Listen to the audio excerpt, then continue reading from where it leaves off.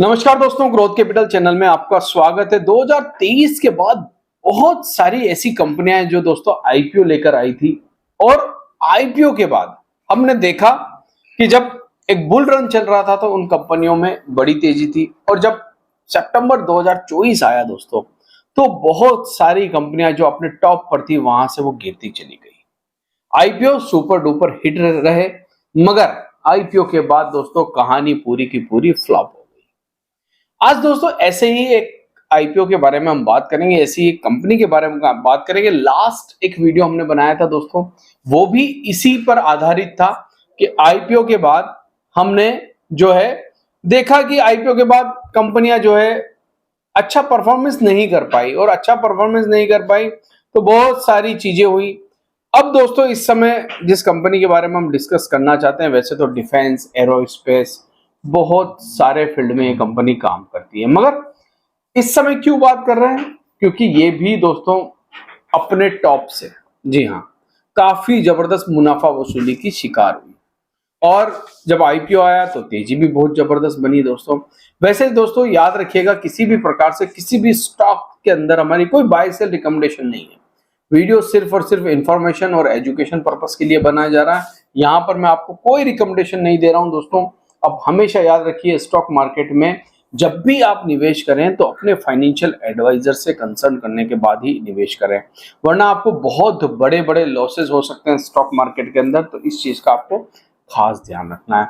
तो चलिए कंपनी के बारे में बात करेंगे, उसके फंडामेंटल को देखेंगे और पिछले रिजल्ट को देखेंगे। देखिए, इस समय जब भी आप किसी कंपनी को रिव्यू कर रहे हैं, देख रहे हैं, उसको उसके बारे में जानने की कोशिश कर रहे हैं दोस्तों, तो याद रखिएगा 3 क्वार्टर के रिजल्ट जरूर वॉच कीजिएगा।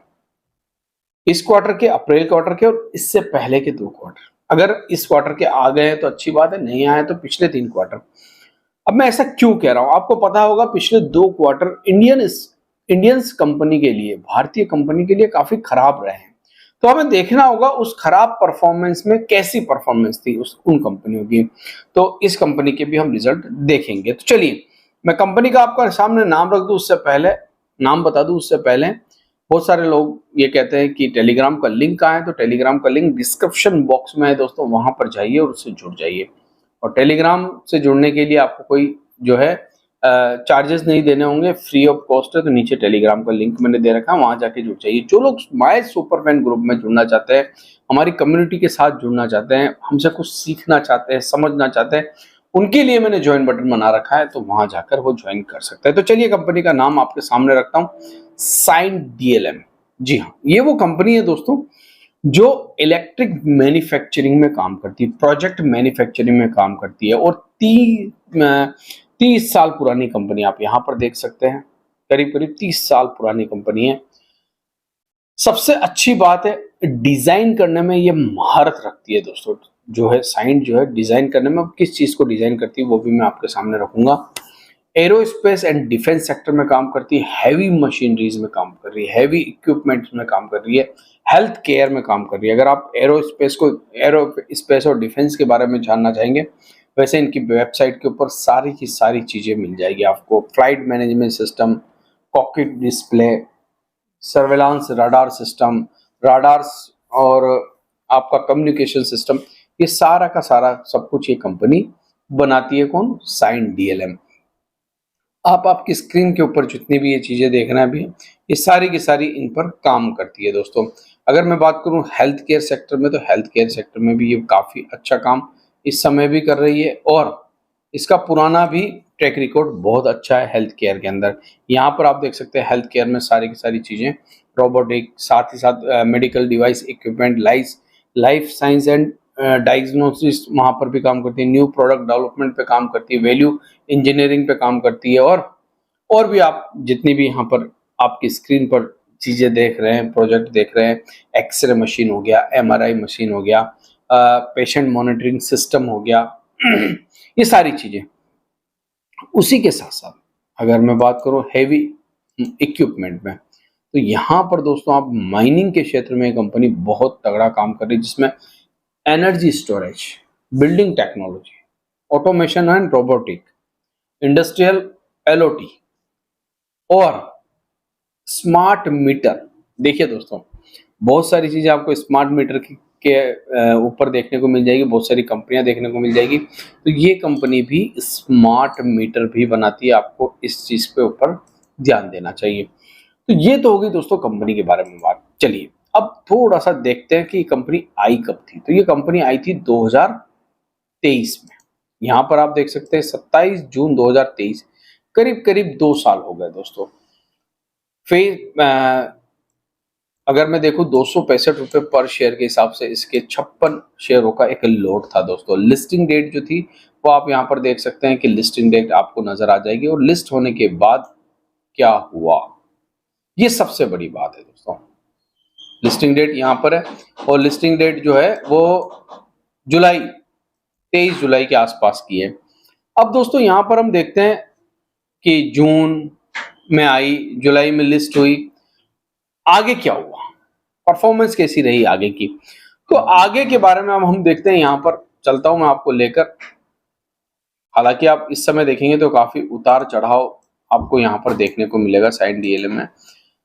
एक चीज आपको ध्यान रखनी है, जैसा मैंने आपसे पहले भी कहा कि रिजल्ट जरूर देखना है। तो सबसे पहले मार्केट कैप 3,853 करोड़ रुपए, और इस समय 485 पर ये कंपनी जो है ट्रेड कर रही है। 52 वीक हाई 873 रुपए का है। जी हाँ, 873 रुपए का 52 वीक हाई है, और 52 वीक लो 350 रुपए का है। ये तो हो गई अभी की बात। अब अगर हम देखें इसके रिजल्ट, तो सबसे पहले आप पिछले 2 रिजल्ट देखिए। तो 2 क्वार्टर के अगर हम रिजल्ट देखते हैं तो सितंबर में आपने देखा 389 का रेवेन्यू किया, 389 करोड़ रुपए का, जिसमें आप देखेंगे ऑपरेटिंग मार्जिन प्रॉफिट 18 का था। प्रॉफिट कितना हुआ, 16 करोड़ का। उससे पहले दिसंबर क्वार्टर अगर आप देखेंगे 357 करोड़, काफी डाउन रहे ये रिजल्ट। साथ ही साथ ऑपरेटिंग मार्जिन प्रॉफिट चला गया 8 पर, और प्रॉफिट कितना हुआ, 16 करोड़। मगर इस बार मार्च क्वार्टर में 340 करोड़ का इन्होंने टोटल रेवेन्यू जनरेट किया, ऑपरेटिंग मार्जिन प्रॉफिट बढ़ के आया 17 का। और जब आप प्रॉफिट को देखेंगे तो 35 करोड़ रुपए का प्रॉफिट है, जबकि कोई बड़ी आय, अतिरिक्त आय भी नहीं है, एक्सेप्शनल आइटम कोई बड़ा नहीं है। 3 करोड़ का खाली एक्सेप्शनल आइटम है। तो अगर हम देखें तो इस बार के क्वार्टर के रिजल्ट काफी जबरदस्त है। चलिए ये तो हो गई दोस्तों इस बार के क्वार्टर की बात। ईयरली देखना जरूरी है। तो 2023 में जब ये आईपीओ आया तो इसका ईयरली आप देखिए 832 करोड़ का रेवेन्यू था, और प्रॉफिट जो निकल रहा था 32 करोड़ का निकल रहा था।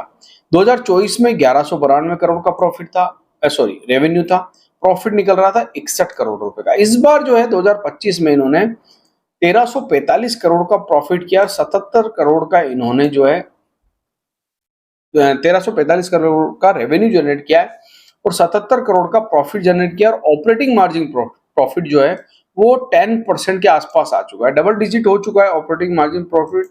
तो मेरे नजरिए से रिजल्ट ठीक है, खराब नहीं है। अब एक चीज है ना दोस्तों, जब खराब थे तो आपने देख लिया परफॉर्मेंस भी खराब हो चुकी थी स्क्रीन के ऊपर। इस समय थोड़ा सा अगर आप देखेंगे मार्च में यहाँ पर शेयर होल्डिंग पैटर्न में, तो एफआईआईज जो है वो करीब 2% है, और प्रमोटर 52% है। डीआईज 28% के आसपास आपको देखने को मिल रहा है। तो काफी इंटरेस्टिंग है दोस्तों कंपनी, मुझे लगता है आपको जरूर स्टडी करनी चाहिए। और किसी भी प्रकार से मेरी किसी भी स्टॉक में कोई बाय सेल यहाँ पर रिकमेंडेशन नहीं है। हमने कंपनी, उसके फंडामेंटल्स और साथ ही साथ उसके रिजल्ट के बारे में डिस्कस किया। आशा करता हूँ वीडियो आपको अच्छा लगा होगा दोस्तों। अगर अच्छा लगा तो प्लीज लाइक शेयर सब्सक्राइब जरूर करना। थैंक यू, धन्यवाद।